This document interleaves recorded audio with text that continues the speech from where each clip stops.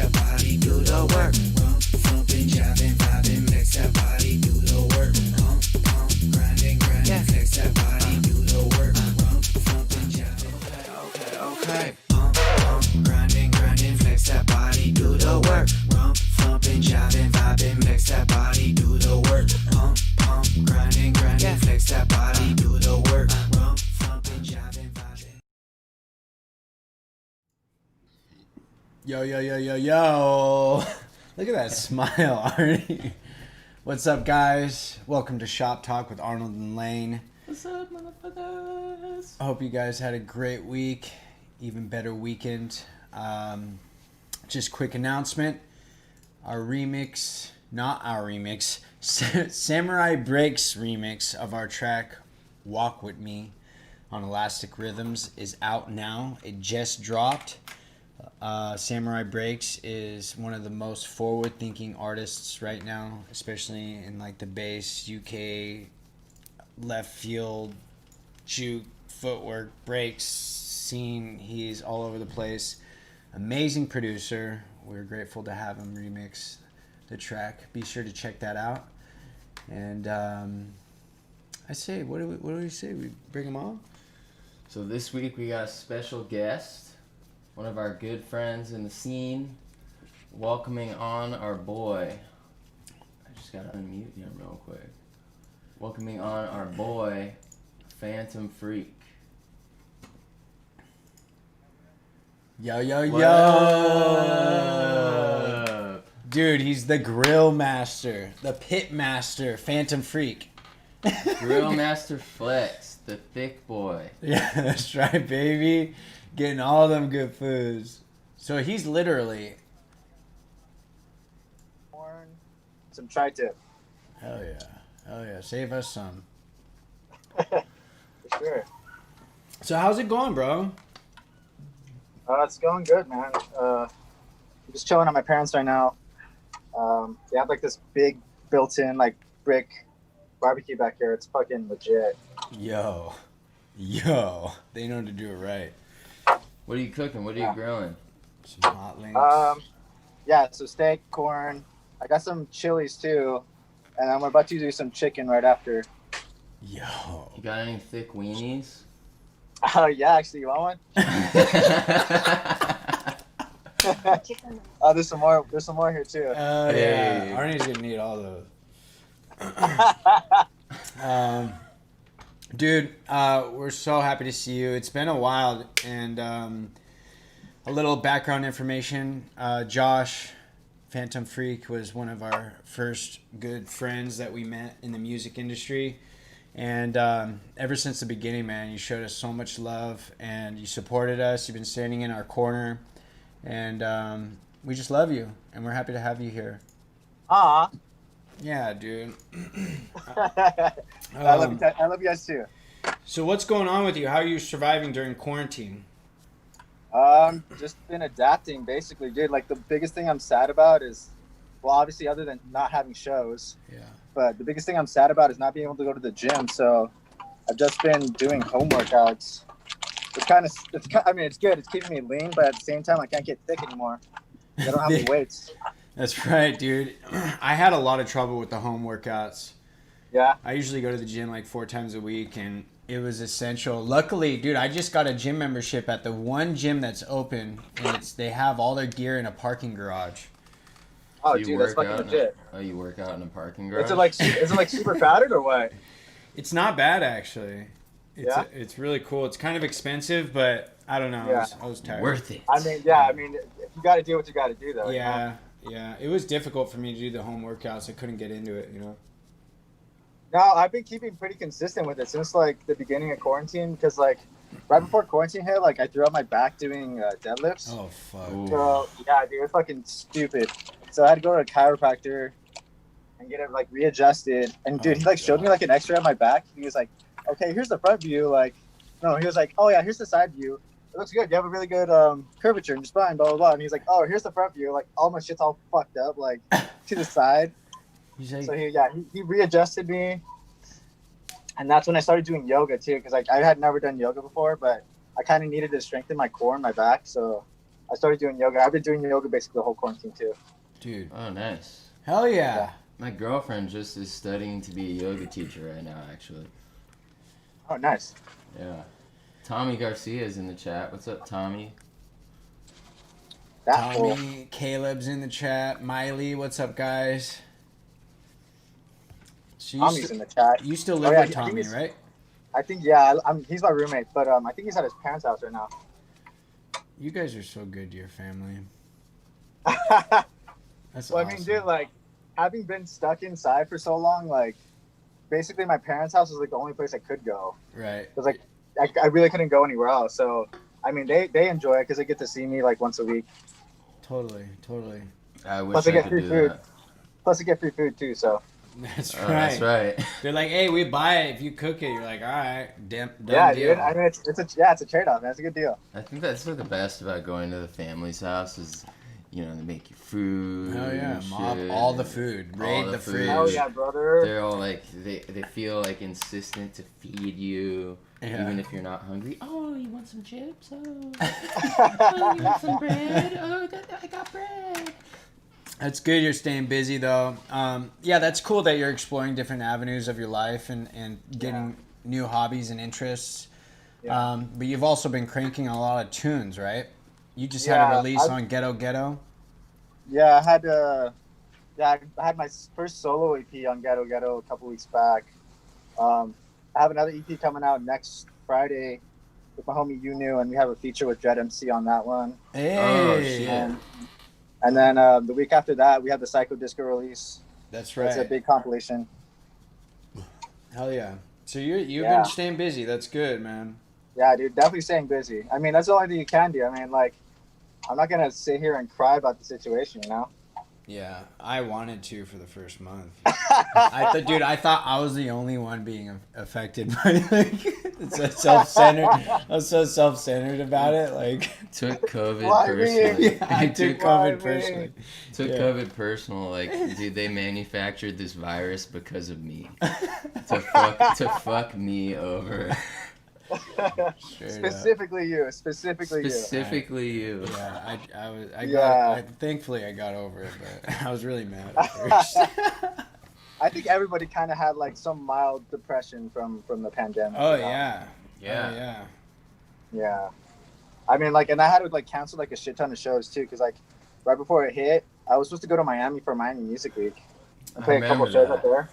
Yeah, and then like I had to cancel that, and then I had another show in Phoenix for like Memorial Day weekend, I think, and then I had a birthday show planned in San Francisco, so I had to cancel all of those. But I mean, on the plus side, I got flight credit for all of those, so I mean, when things start going back up again, I'll have like a bunch of flights already ready to go. Oh, that's dope. Yeah. Hell yeah. Flights are the most expensive part of the whole thing, man. I know. Yeah. I know. You can have a decent fee and then you gotta get a flight. Yeah. No, like another shitty thing too, like right before the pandemic hit, I got a new credit card, the Chase Sapphire something or other. And it was supposed to Hey. give me access to a bunch of airport lounges, but now I can't go to fucking airports, so it's like fucking useless now. Oh damn, bro. I know. Oh So- well. So apart from quarantine, what's been your biggest challenge of 2020? Like COVID aside. Biggest challenge?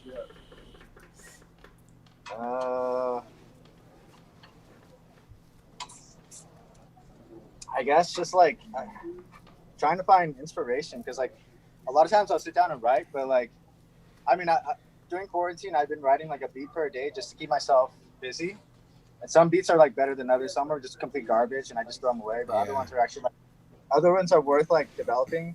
Then I get to a point where it's like, dude, like I can't go further with this anymore, because it's just like I don't have any like real life experiences to like draw like ideas from, you know, because we're not going out, we're not talking to people, we're not like, you know what I mean. We're not actually experiencing like we used to. Yeah. So that's like it's hard to write when you don't have those real life experiences to draw from. I get it. Especially not a live crowd to test tracks out. Yeah, exactly. Yeah. Yeah, I mean, and- live streaming has kind of been like, it's been good. It helps. but it's really just not the same, you know. Yeah, it's not at all. And like, you know, like when you go to a club and you see like one of your favorite artists and they're playing all this Yeah. crazy shit, and then you Get all leave like inspired. all inspired and motivated to make beats. Like once, because you like we go to Dirty Bird Camp Out and see Walker and Royce, and we're like, all right, let's go make beats now. Like we don't have that no more. Yeah. Yeah, you don't really have that camaraderie anymore, you know. Yeah, it's definitely, it's all remote. It's a little weird. Anybody in the chat? Testing positive for missing the homies. That's right, bro. Anybody in the chat, if you have any questions, you want to throw us a curveball, you want to ask a personal question to Josh, please feel free to drill him. He's in the hot seat right now. This is the time to do it. Yeah, it's getting hot over here, man. Especially near that grill. It's literally getting hot over here. So what's your creative process like? Is it pretty spontaneous, or do you have a set schedule?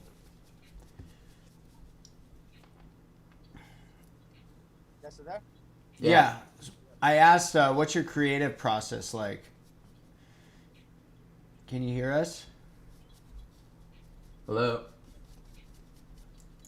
Hello, hello, hello. You're like, get off the internet. Get off the internet, Josh.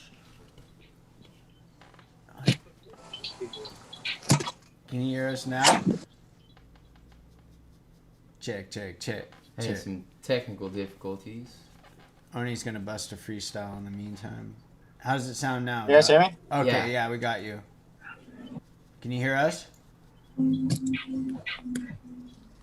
Josh? Oh no! All right. Okay, there, I got you. You got us?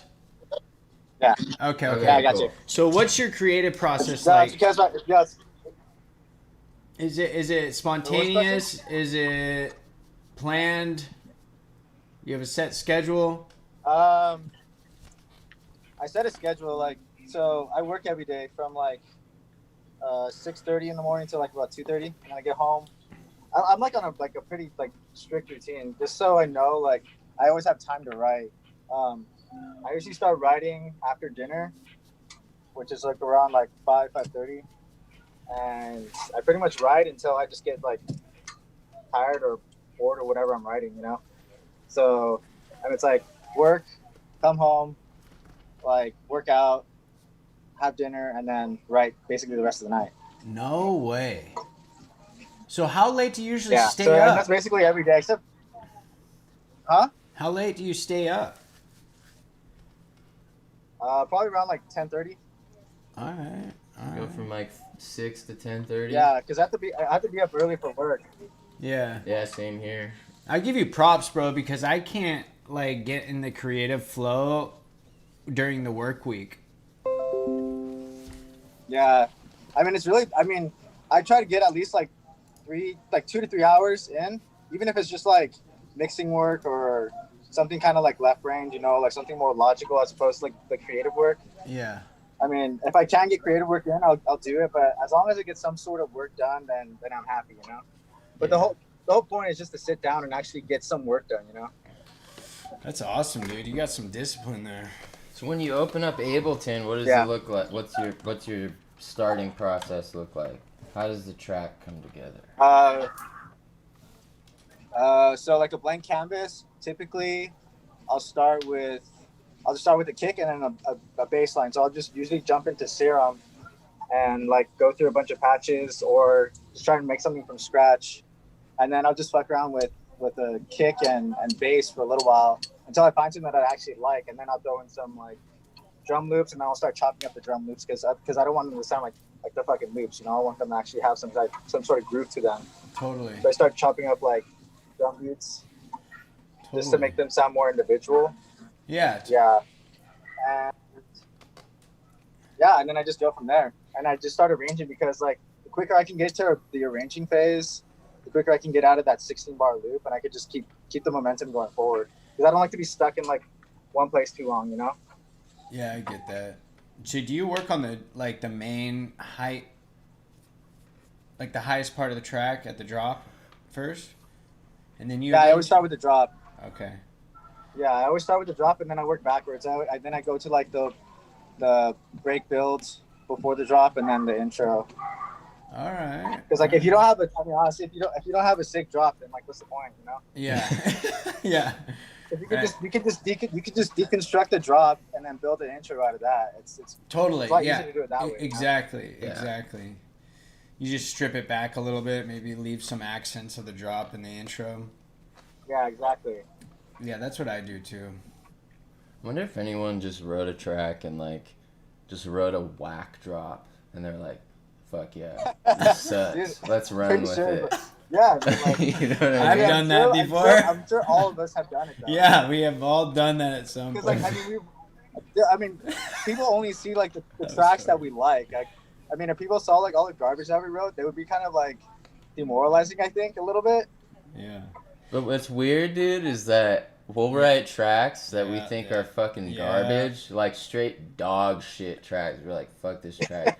And for whatever reason, we'll send it out to a label with like 3 other tracks that we think are like the most innovative shit ever made. And then they're all like, no, Yeah. we don't like those. We like the dog. Like in our heads, it's like, oh, we like the dog shit Yeah. We one. like, we like the dog shit. Why is that, dude? Have you noticed that, Josh? I don't know. How like your least mean- favorite tracks are like tend to be like I don't know popular. I mean, I guess it's just a difference in taste, you know. Some people just like dog shit, I guess. I get. Yeah, I feel you. It's weird though. It's weird that It is weird, man. Yeah, that's it's like definitely happened. weird. That's happened with us a lot. Where when we send out tracks, it's like the least favorite of the 2 will get signed, Uh-huh. or stuff we just don't like that's in the demo folder just Yeah. gets signed. Have you guys like self-released any of your stuff? No, we've never done a self. We've Just been edits. talking about it for like a long Yeah. time, like kind of like entertaining the idea of like, yeah, like one day we'll put that out just on our own, but we've never actually done it. Dude, so Tommy's like the self-release king, huh? At one point. Yeah. He's all about self-releasing. I think it's like a lot of his stuff that's not really like dance music. It's more like the chill stuff where he'll self-release because it's like it doesn't really. I guess it doesn't really fit his brand or whatever. Okay. So like most labels won't take it anyways. So he like self-releases it because he like really loves his stuff and like obviously he believes in it. So he'll self-release it, and he puts like a fuck ton of work behind the promotion, and it gets like a fuck ton of plays. Like it's awesome. it's actually pretty like it's pretty inspiring to be honest. Read up, people. Thomas Garcia. Check him out. The homie. That's crazy. Yeah, but I don't know why we've never done it. It's just I mean, I think you should only do it if it's like stuff you really believe in, and like it's not gonna fit anywhere else, you know. Like some of the innovative shit you were talking about. Yeah, I feel that. Or if a label never wants to pick it up, but you're in love with it, so you're like, fuck it, we're gonna release it anyway. Yeah, you might as well, yeah, and like get something out of it because like you can either do like. I mean, the obvious route is like doing like a SoundCloud follow gate, but you could also do like Bandcamp and still make money off of it. Mm-hmm. And Bandcamp recently has been doing a lot of Bandcamp weekends and giving all the money directly to the artist, not taking a cut, which has been really cool. Yeah, that's dope. Yeah, it's super dope. I've seen that. I've seen people I release. think Joey did that. I've been seeing people release sample packs on fucking Bandcamp. Do you think Have you guys ever done a sample pack?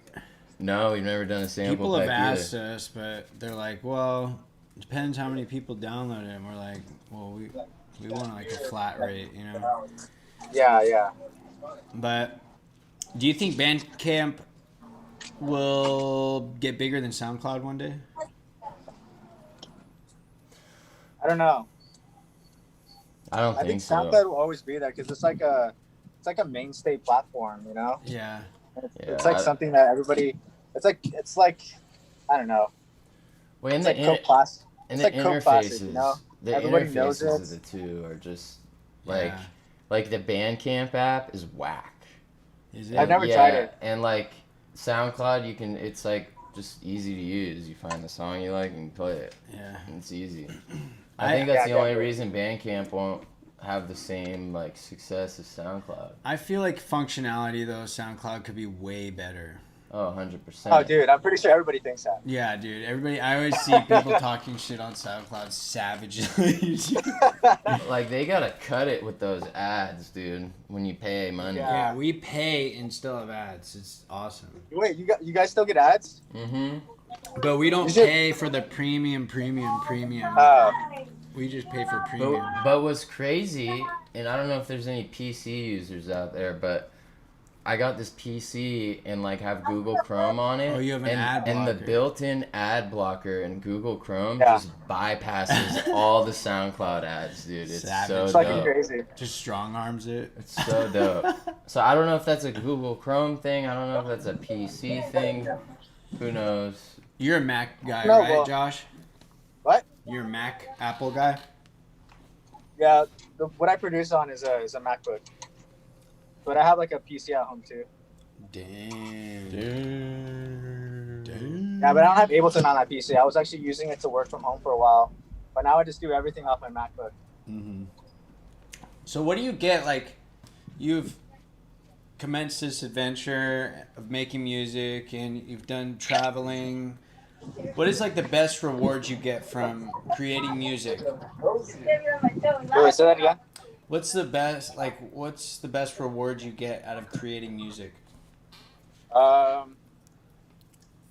It's just honestly just making other people feel good, you know? Like, I think that's kind of the reason why all of us got into this, you know? Like, what inspired me to get into music was basically just the feelings I got off of it, you know?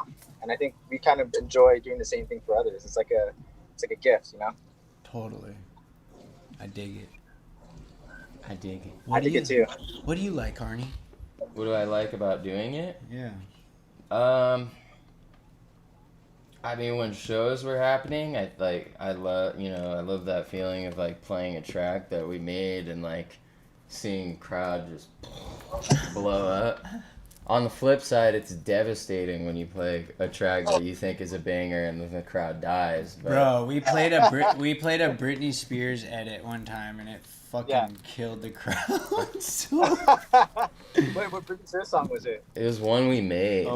baby, Yeah, baby. one How more was time. I supposed Yeah, that one. Have you played it? Have you played it ever since? Nope. Threw it away. We did. Deleted it forever. We were like, nope, never again. Wait, where was it that you guys played it? Texas. Texas? Austin? Oh, you played there too. I think the following Oh, was it month. the same club? Yeah. Same club, yeah. Okay. But yeah, I don't know. hilarious. I like you said, like make people happy. Yeah. I like the whole creative aspect behind it. I like the whole camaraderie, you know, like there's a lot. It's such a welcoming scene, the house music scene. Yeah. Yeah, definitely. And I was kind of like surprised by that, I think initially, because like the dubstep scene and like bass house scene seems like pretty hostile. I don't know about Yeah, dude, hostile. especially- I just feel like it's like broed out the game and like those people like intimidate me Yeah. a little bit. Like, so like no offense to the bros, but like Yeah, dude. that- If you were to gauge like the community just based off of Twitter, you would think like everybody in like EDM was just like the worst person ever. oh for sure. Yeah. Dude, Twitter's so gnarly right now. It's like Yeah, dude. Yeah.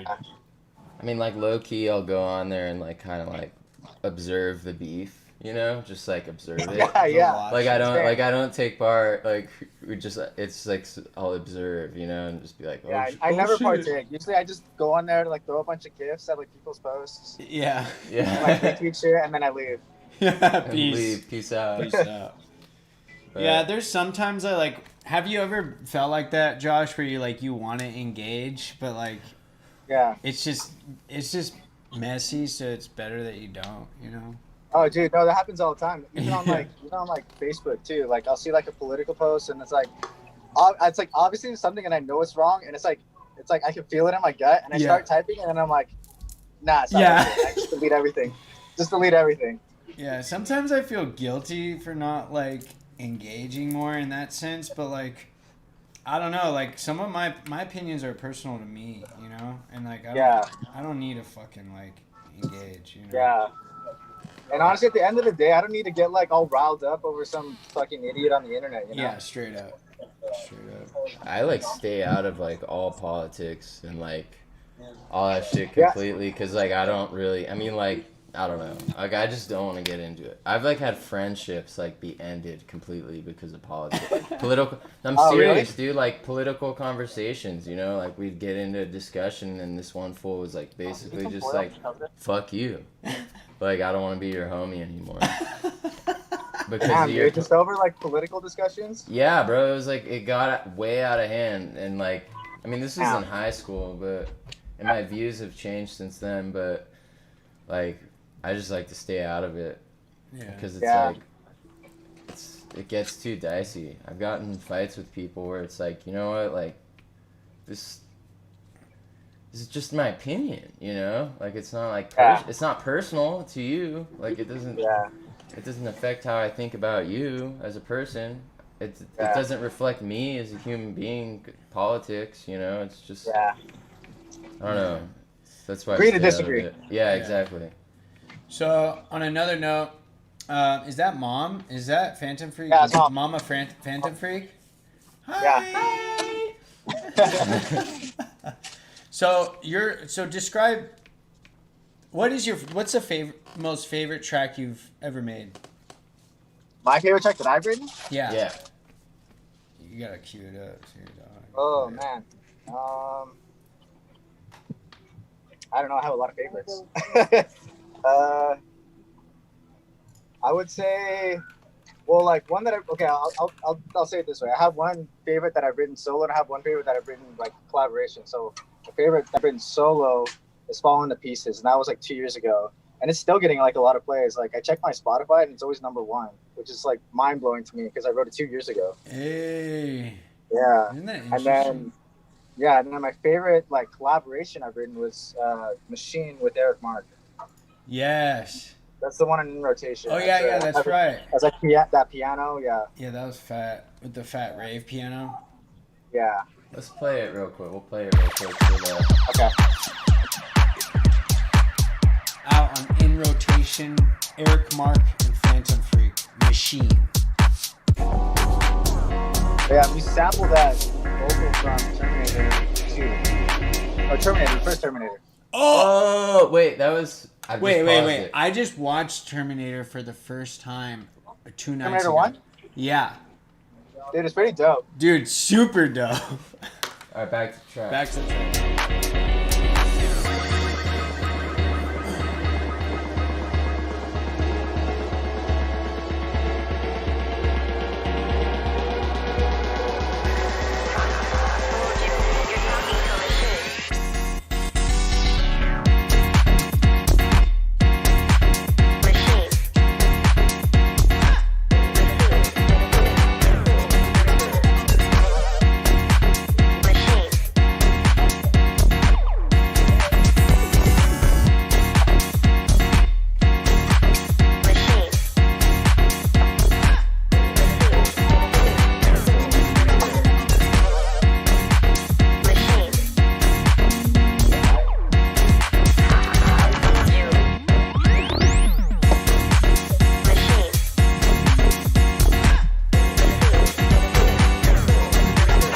Where's the vocal?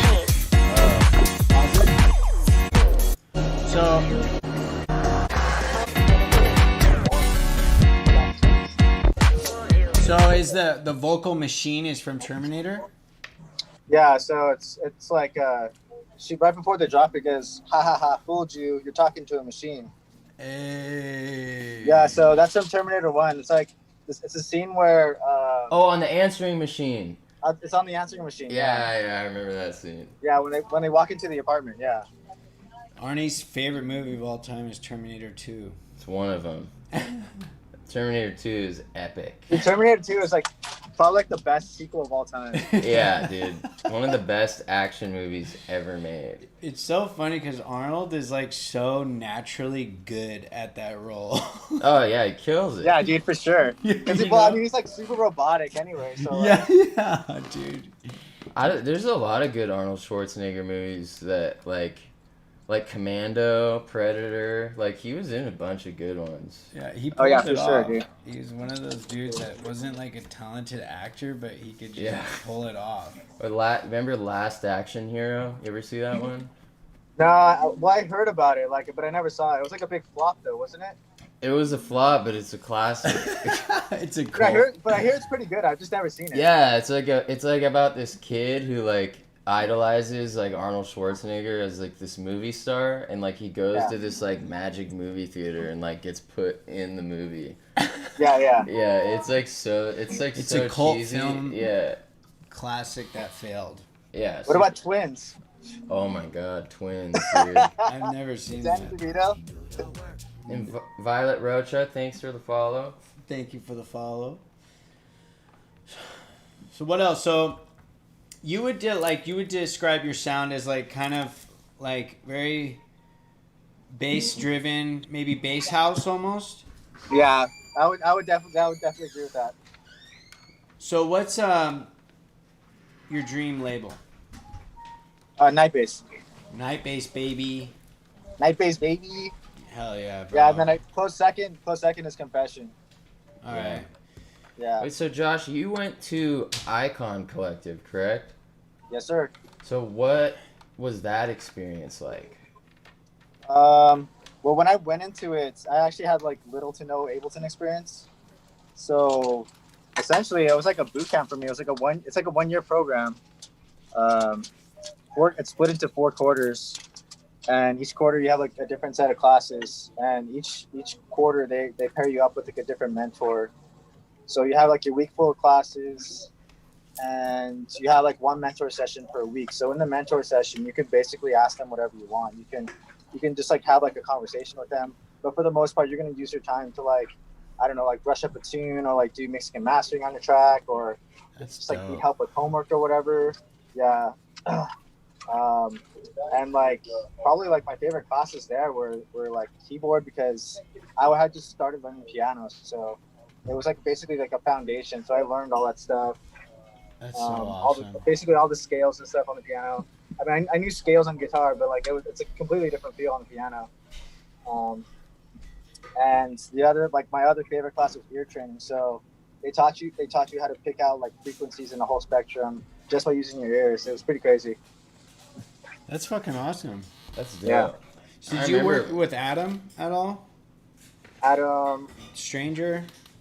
oh no, he actually joined after I graduated. Oh, okay. I see. Yeah. Same thing with Petey Clicks. He got there after I graduated too. Damn. So I know, dude. That would have been so dope. I would have been so happy if he was like my mentor or something. So Hell yeah. you met a lot of producers who are still making music in the scene there, huh? Yeah. Well, I mean, all my roommates I met from Icon. Oh shit, That's awesome. Yeah, and I live with 4 other guys, so. that's really cool. I remember when Icon popped up and I like looked at it, and then I saw the price and I was like, no. But Yeah, when I was going there though, it was like a lot of trap lords and dubstep people. Hell yeah. Trap Dude, I lords. kind of wish I made like peekaboo dubstep. What's peekaboo dubstep? I've never heard of that.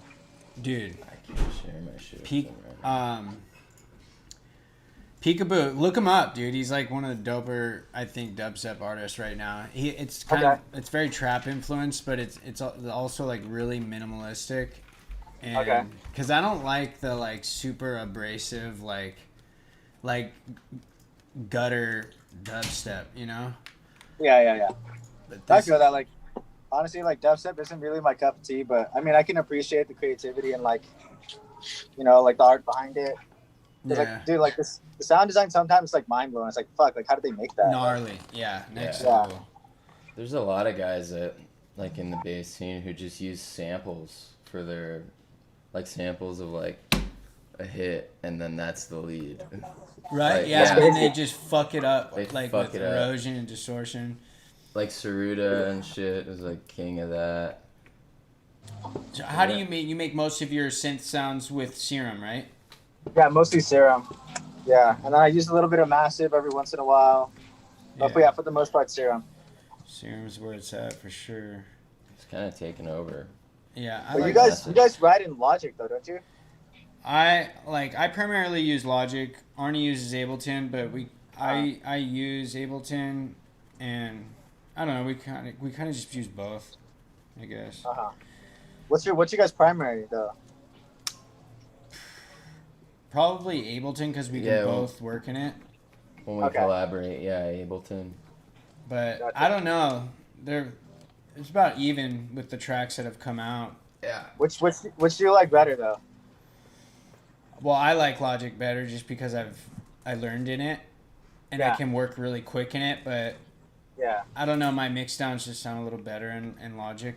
But obviously Arnie likes Ableton better because that's his DAW of choice. Yeah, that's when I had a similar like experience to you, where I went to a music production school, the Dub Spot.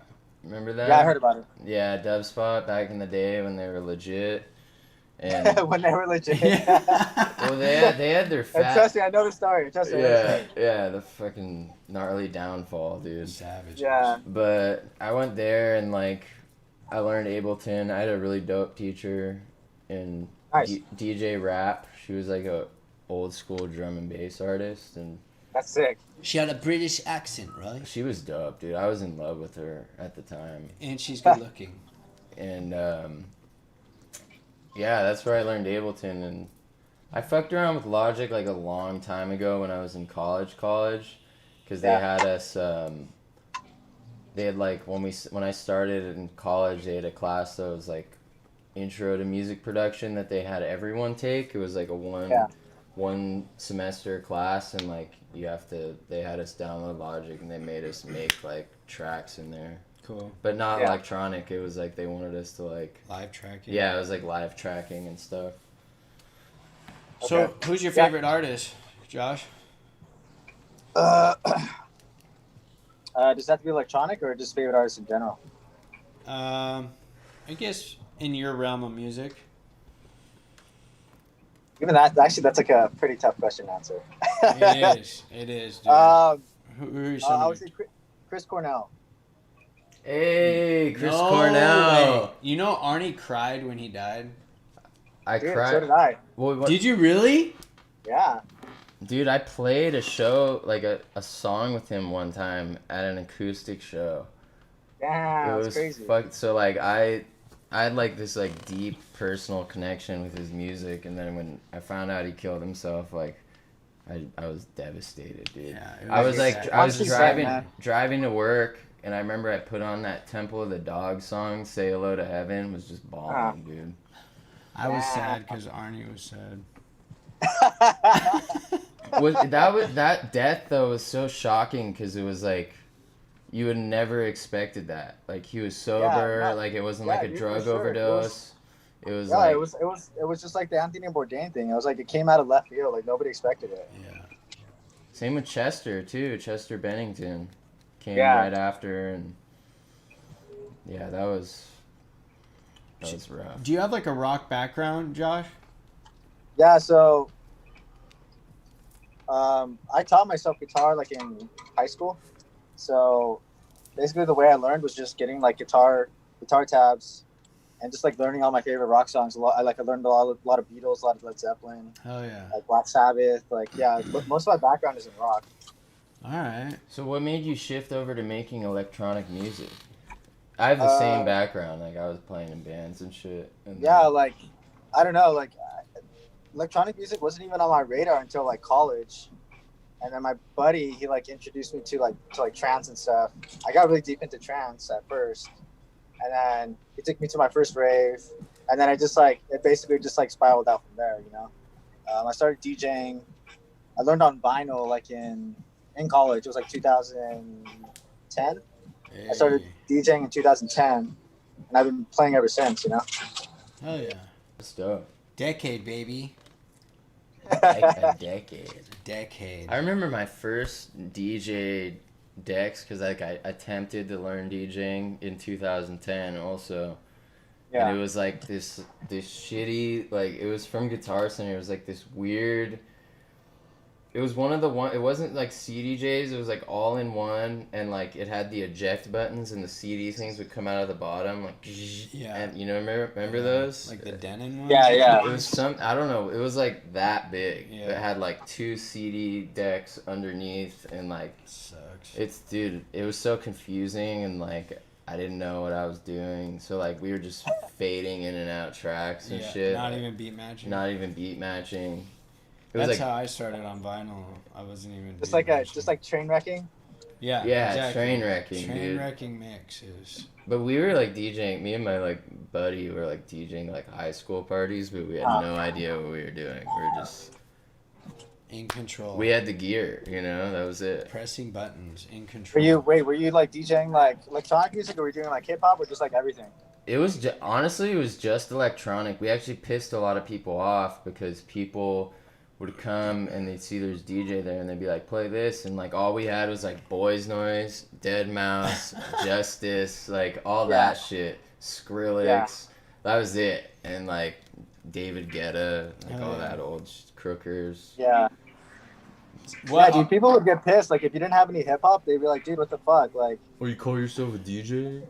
leave me alone. Well, even before the electronic music, I remember I used to do these like events, these like recovery events, these young people recovery events, and like people would Fuck want those. hip hop. So what I figured out to do was to find all the like electronic edits of hip hop. Yeah. So like I didn't have to DJ any of like that shit. It was just all like Yeah. Carmack and shit like that doing the edits. Yeah.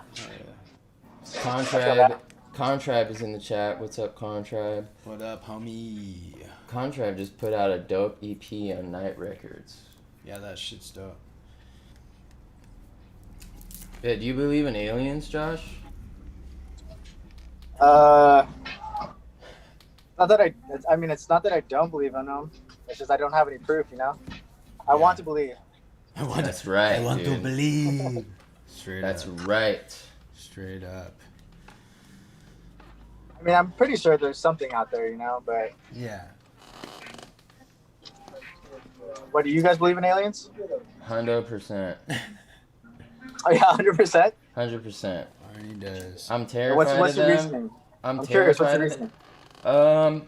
Because of people's accounts that are getting abducted. Yeah, I mean, honestly, like the interest started at a younger age. I remember I got this, but like I got this book when I was like 10 or something, and Yeah. it was like all about aliens and like abductions, and like the different close encounters and UFOs and like Roswell. It was like a whole book. It wasn't like, but it wasn't out of the scope of my age range. So like it was written for like people ages like 10 to 18, you know. So like Yeah. it made sense to me. digestible. Yeah, but it scared Yeah. the shit out of me even then, and ever since then, I don't know, like watched a bunch of movies, and then, you know, once the internet, I would dive into the rabbit hole and like see all these photos and read all these like experiences that people had, and then I was convinced. Arnie Right. just doesn't want to admit that it's because of X-Files, actually, that he believes in aliens. I Dude, love X-Files that is a pretty show. dope show, though. It's a dope show. So, Josh, what's your favorite live show moment? My favorite what? Favorite live show moment? Uh, Not when you took off all your clothes that one time and you were... my favorite live show moment.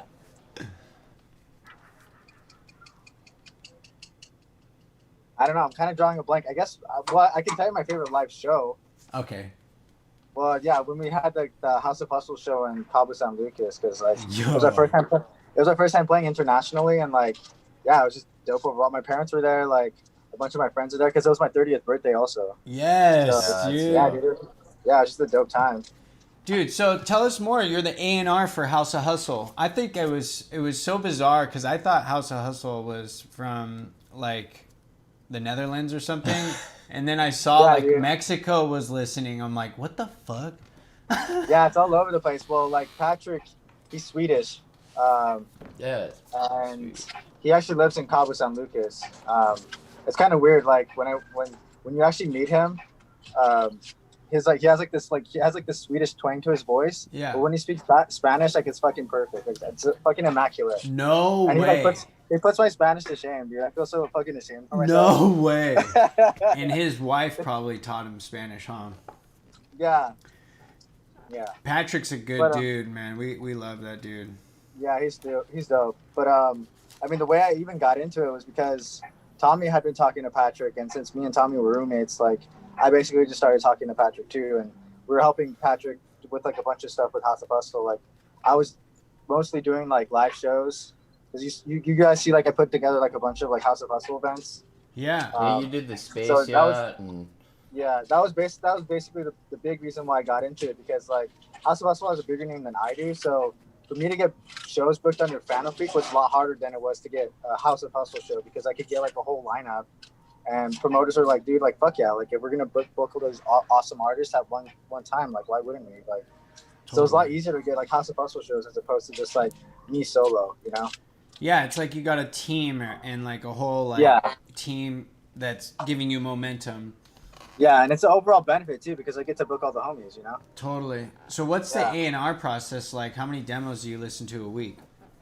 So when I first got it started, like I wasn't even going through the demo box. I was all like Patrick. He was basically just using me as a talent scout. So I would just go out to friends like you guys, or I don't know, just pretty much anybody else. I'd go to like Ocean Roulette or Zenlo.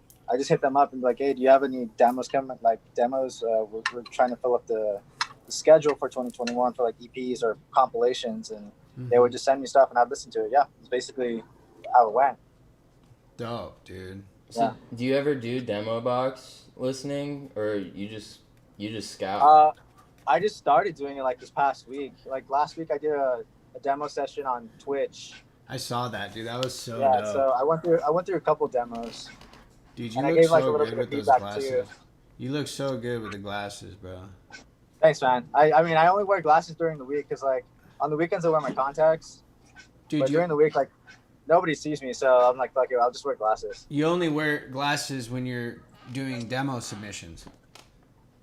I guess. No, dude, I thought it was cool, man, because you were giving a lot of like good feedback. Because how awesome would it be that every demo you sent to a big label and they were able to give you feedback? You know, sometimes when they want it, they'll give you feedback, but like Box of Cats does that. Yeah. Yeah, most labels don't do that. Like, a lot of people just like won't even respond too. Yeah, if they don't like it, they don't respond. Yeah, I get that. It's devastating. So what's next for you, man? So it's kind of limited right now because of the quarantine, but what do you envision for yourself? Like, what do you have planned coming up? Where do you want to see yourself when this all ends? I mean, I think eventually I want to start my own label, you know, but like for the time being, I mean, I first want to establish myself. So probably like I said, I want to get on some of my gold labels first, like Night Face Confession, maybe Crewcast, some UK labels. And then, yeah, at some point, probably maybe as early as, I don't know, I'd say like end of 2021, 22, probably start my own label to release some of my own stuff and then some of my homie stuff. Because I mean, it's really not that hard to run a label. From what I've seen working with House of Hustle, it's really not that hard. Yeah. You just gotta stay on top of a lot of stuff. You gotta be really organized, which I'm already pretty organized. Yeah, I've noticed that about you. It's one of your greatest assets. And the cool thing is, if you were to start a label, man, you have so many connections with people. I think it would, and people are so receptive to you. I think it would do well. Yeah, definitely. Where do you guys see yourself coming up?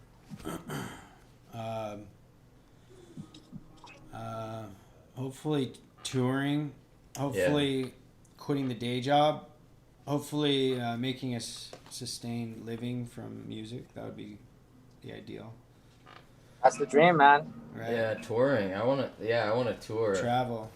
Like, see different, because like we got a little taste of it and it was fun, you know, like flying to different spots. The one thing I didn't like about the touring though is that you don't get time. You don't get time like in a like spot. So like for example, like we went to Austin, Texas, and that's like one of the dopest cities in the U.S. And like we were able to experience barbecue but we like didn't get to experience like the city. You know, that's the one thing about touring that kind of sucks is like you land, you get picked up, you go to the hotel, you go to dinner, you go to the club, and then you bounce at like 7 a.m. But I want to tour. Like that's not, I want to go to, like, the dream would be going to like Europe and like Brazil and stuff. I feel like going to Brazil would be tight and like linking with all the Brazilians, you know. But yeah, we're still all part of the Day Job Warriors. Yeah. Hell yeah, brother. Hell yeah, brother. But that was some advice that we were given when we started working with our management. Is they asked us, "Do you have a day job?" We were like, yeah. And they're like, "Don't quit." Yeah. They straight up were like, "Don't do that." Because like it's not realistic in the beginning. Yeah. Yeah, I know. I mean, it's smart to keep it as long as possible because you need something to support yourself at least until the music takes off, you know? Totally. There we go. We can finally see your beautiful face, dude. You've been relieved of the cooking. Yeah, no, I just finished cooking, so. Oh yeah. So I'm all moist right now. which artist do you like study the most? No, wait, one more time. Which artist do you study the most? Like their sounds and their sound choices and arrangement. Chris Lorenzo for sure. Yeah, dude. Dude, it's like so simple, but like it's so complex at the same time. I know, dude. It's a formula that's very, very. I don't know. It's like super effective. But what about you guys? But he makes some complex stuff too, you know. Yeah. Like dude, he writes like everything too. He writes like breaks. He writes drum and bass. He writes house. He writes everything. Yeah, he's my idol. I love him. There's an Anti-Up album coming sometime soon too. Oh yeah, I heard about that. Yeah. That'll be dope. I don't know, the producers I study the most. I think Walker and Royce. In the early days, Sage Armstrong. Wait, you guys have collaborated with him, haven't you? Yeah. Recently. Yeah, which has been really cool. And I don't know, now it just jumps around for me at least. Like I'll be listening to someone and really be vibing their stuff, and then I'll like, you know, kind of pick it apart. But I think the consistent one's Walker and Royce. Yeah. So, Josh, what's your club pet peeve? When I get drunk girls asking for requests. Wait. Ooh. Besides that one, dude, you can't use that one. Come on. That's the universal one. I'll tell you mine just to start it off. What? Okay, go ahead. And I know it's just part of it, but for whatever reason, it's like, it's not annoying. I mean, you have to do this, but like having conversations in the club. Yeah, because you're yelling at each like other. that's the hard. Like it's easier to have a conversation like outside in like the smoking area or whatever. Yeah. But like in the middle of someone's set, you're like just sitting there vibing, and then someone's like, "I went out there," and you're just like, "Fuck." No, I feel that. That's why usually whenever I'm at a club, you always catch me on the smoking patio. Right? Yeah. Because I'd rather be out there like talking to people than being inside, you know. Yeah. Even though I do enjoy the music, it's just like, I don't know. I'd rather just not have conversations with people like yelling into my ear, and I just have to like smile and pretend I knew what the fuck they said. Yeah, right. Yeah. I've done that so many times. Yeah. What's yours? Probably the yelling in the ears, because some people, in order to communicate, some people yell really loud and it hurts my ears. Can I ask, like, what's the deal? I've noticed this at Sound nightclub in Hollywood. What's the deal with the guys' bathroom line being longer than the girls? That's like bizarre to me. Yeah, there's only 2 urinals and then the one stall. Oh yeah, but then usually there's people doing drugs in the stall. Yeah. So it holds everything up. Or boofing or something. Yeah, yeah. Dude, but it's always like 1,000 times longer than the women's bathroom. It's like it's abnormal, dude. Like it's fucking abnormal. I remember we were playing that Space Yacht. It was like all right, I probably should pee before the set. I'm like, okay, I got 30 minutes. We're good. Like, I have to allocate 30 minutes to go take a piss. What did you like learn that lesson or what? I've definitely played sets holding my piss before. And Yeah. I mean, you have And Taylor poop, there, though, yeah. so can't you just be like, yo, I gotta go take a piss? Like, I've played a set while holding poop in too. There's this one He show, almost dude. pooped his There was this pants, one bro. show, bro. Like, we had some like pastrami shit, like from this bagel Yeah. spot one day. Just didn't agree with me. Get to the warehouse, one bathroom, fucking like emergency status, dude. Like, had to cut the line. You know, it was embarrassing, but like it wasn't stopping. You know, it was like one of those like where you're just fucked, and it was like I Yeah. have to play, dude. And by the grace of God, I made it through the set, like, and it was one of the dopest sets we ever played, you know, like, I eventually, Yeah. like, it just, like, went back up, you know, but, yeah.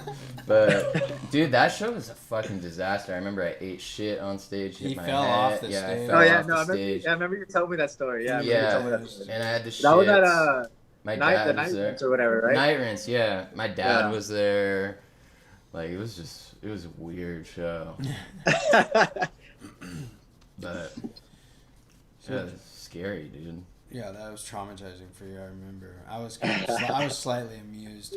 I remember looking out into the crowd and like Taylor had told someone that we knew about it, and I looked out into the crowd and this dude's holding up his phone, and he wrote like on his phone "clench." No Yeah, way. yeah, dude. Peter Damn, dude. Peter Dawson. Peter Oh, Dawson. that's funny. And I was like, oh shit, here we go. Oh shit. So Josh, if you could tell, so like, say you had a PSA to all the people sending demos to you, or Yeah. to fellow producers that are just starting out, like, what would be the biggest tip and best tip? So something I do when I check demos, I have a standing desk at home, so I'm actually standing Oh, that's while dope. listening to demos. So, dude, if I can't dance to it, then it's not good. So whenever you're writing tracks, if you can dance to your own track, if you can vibe to your own track, then it's probably pretty good, you know. Okay. If it's not danceable, it's not good dance music, you know. Yeah, that's a good point. I notice at the end, if you're stoked on a track, you stand up when you're listening to the mix, and if you're like Yeah. kind of like flailing a little bit, like, Who, me? we'll just funny both thing of is, like, us. it's yeah, always- yeah, I was, too. well, I do that. Yeah, like if it's like the good chunk is written, I'll like get up and like walk around the room, and then Be like, if yeah. it's fire, I'll be all like, whoa, like freaking out and shit. So which one of your peers push you the most? One Motivate of my you the peers, most? Yeah. probably Eric, because like he's like on a totally different level than I am. Like, even though like I would consider myself kind of green compared to Eric, because Eric was doing it like 8 years when I first linked up with him, and he was like, his sound design game was like already like way above mine. So essentially, he was like another mentor to me, even though like we had like different skill sets, and I was helping him a lot too. But like I feel like he like taught me way more than I taught him. Totally. Eric's a mad scientist. Yeah, he's a fucking wizard, man. Yeah, dude. We admire that about him. Check him out, folks. Eric Mark, beast producer. So we're reaching the end of the hour here. So I guess as we close things out, what's your biggest tip for all the people watching about production, about life? Like, what's your send off? Stay moist, drink a lot of water. Yeah, baby. Hell yeah, brother. Hell yeah, brother. Boys, drink a lot of water, dog. That sounds gnarly on the mic. Yeah. Yeah, it does. But hey, dude, we just want to say we appreciate you more than you know, and like there's this energy about you and this kindness that we're attracted to, and like we valued that from the beginning, and ever since like we stepped into the environment, we didn't know anybody, like you were like there, you were present, and you were honest and truthful with us, and we value your friendship. We're proud of you, and we're pumped for your successes, dude. So Dude, you're gonna make me cry right now. Oh, stop! No, no. No, I appreciate you guys too, man. I love you guys. Yeah. Love you too, bro. Thanks for joining us, man. And to Yeah, of course, everyone, man, no problem. everyone watching, go check out Fantom Freq's new EP out now on Ghetto Ghetto. Go follow him on Instagram, Twitter, Facebook, Pornhub, SoundCloud, OnlyFans, OnlyFans, xvideos.com, the whole nine. Yeah. OnlyFans. OnlyFans. Yeah, that's right. If you really want to stay moist, Fantom Freq OnlyFans. $20 a month. Hell yeah, brother. Hell yeah, brother. All right, guys. See you next week. Peace.